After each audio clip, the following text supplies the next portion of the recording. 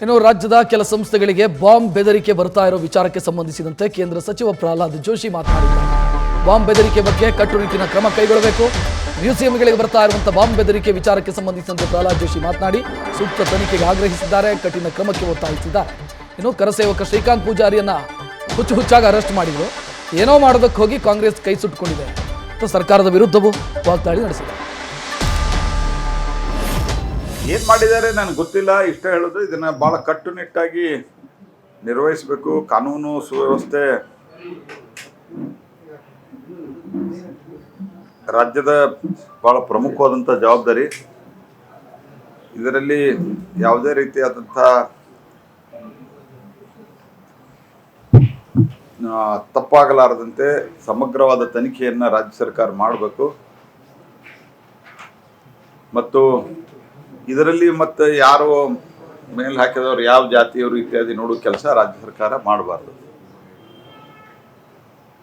ಇಂಥ ಪರ್ಟಿಕ್ಯುಲರ್ ಕಮ್ಯುನಿಟಿಯವ್ರು ಮಾಡಿದರೆ ಸ್ವಲ್ಪ ಅದಕ್ಕೆ ಲೀನಿಯಂಟ್ ವ್ಯೂ ತಗೊಳ್ಳೋದು, ಅಥವಾ ಇನ್ನೊಬ್ಬರು ಮಾಡಿದರೆ ಭಾಳ ಕಠಿಣವಾದ ಕ್ರಮ, ಆ ರೀತಿ ಎಲ್ಲ ಮಾಡಬಾರ್ದು. ಯಾರು ಮಾಡಿದರೂ ಕಠಿಣವಾದಂಥ ಕ್ರಮವನ್ನು ಕೈಗೊಳ್ಳುವಂಥ ಕೆಲಸವನ್ನು ರಾಜ್ಯ ಸರ್ಕಾರ ಮಾಡಬೇಕು. ಕೊಟ್ಟಿದ್ದೀನಿ. ಬಾಲಿಶ ಹೇಳಿಕೆಗಳಿಗೆ ನಾನು ಉತ್ತರ ಕೊಡಲ್ಲ.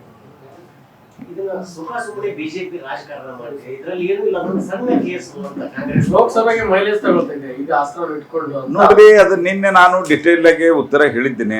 ಇದರಲ್ಲಿ ನೀವು ಅರೆಸ್ಟ್ ಮಾಡ್ತೀರಿ. ಕೇಸು A1 ಕ್ಲಿಯರ್ ಆಗಿದ್ದಾನೆ, A3 ಕ್ಲಿಯರ್ ಆಗಿದೆ, A5 ಕ್ಲಿಯರ್ ಆಗಿದ್ದಾನೆ, A7 ಕ್ಲಿಯರ್ ಆಗಿದ್ದಾನೆ. ನಿಮ್ಮ ಕಡೆ FIR ಇಲ್ಲ. ಮತ್ತು ಸಿದ್ದರಾಮಯ್ಯನವರು ಯಾವ ಆಧಾರದ ಮೇಲೆ 16 ಕೇಸ್ ಇವೆ ಅಂತ ಹೇಳಿದ್ರೆ ನೀವು ನಿಮ್ದೇನು ಸರ್ಕಾರ ಏನ್ರಿ ಸಿದ್ದರಾಮಯ್ಯನವ್ರೆ? Mister Siddaramaiah, where are you?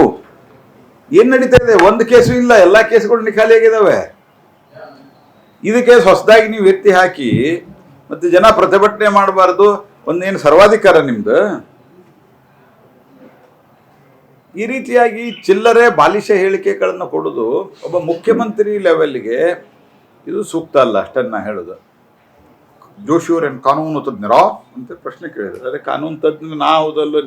ನಿಮ್ಮ ಕಡೆ ಕಾನೂನು ತಜ್ಞ ಇದ್ದಾರಲ್ಲ, ನೀವು ಮುಖ್ಯಮಂತ್ರಿ, ನಿಮ್ಮ ಕಾನೂನು ತಜ್ಞರು ಎಲ್ಲಿದೆ? ಆ ಕೇಸ್ ಎಷ್ಟಿದೆ? 16 ಕೇಸಲ್ಲಿ ಏನಿದೆ? ಇದೆಲ್ಲ ನೋಡ್ಕೋಬೇಕಲ್ಲ. ನೀವು ಒಂಥರ ಹುಚ್ಚುಚ್ಚು ಮಾಡಿ ಯಾರನ್ನೂ ಅರೆಸ್ಟ್ ಮಾಡೋದು, ತುಷ್ಟೀಕರಣ. ಇದರಲ್ಲಿ ಉದ್ದೇಶ ಏನಿದೆ ಅಂತಂದ್ರೆ 22ನೇ ತಾರೀಕು ಇವ್ರು ಇನ್ನೂ ಭಾಳ ಜನ ಅರೆಸ್ಟ್ ಮಾಡೋರಿದ್ರು. ಹುಬ್ಬಳ್ಳಿಯಲ್ಲಂತೂ ಭಾಳ ಜನನ ಮನೆಗೆಲ್ಲ ಹೋಗಿದ್ರು. ನಿಮಗೂ ಗೊತ್ತಿದೆ, ಮಾಧ್ಯಮದವರಿಗೂ ಗೊತ್ತಿದೆ. ಇಲ್ಲ ಅಂದ್ರೆ ಈಗ ನನ್ನ ಮುಂದೆ ನೀವು ಮಾಧ್ಯಮದವರು ಅಲ್ಲಿಗಳಿರಿ. ಭಾಳ ಜನರ ಮನೆಗೆ ಹೋಗಿದ್ರು, ಹಿಡ್ಕೊಂಡು ಬಂದು ಒಳಗೆ. ನ್ಯೂಸ್ ಫಸ್ಟ್, ನಿರ್ಭೀತಿಯಿಂದ ನಿಮ್ಮ ಪರವಾಗಿ.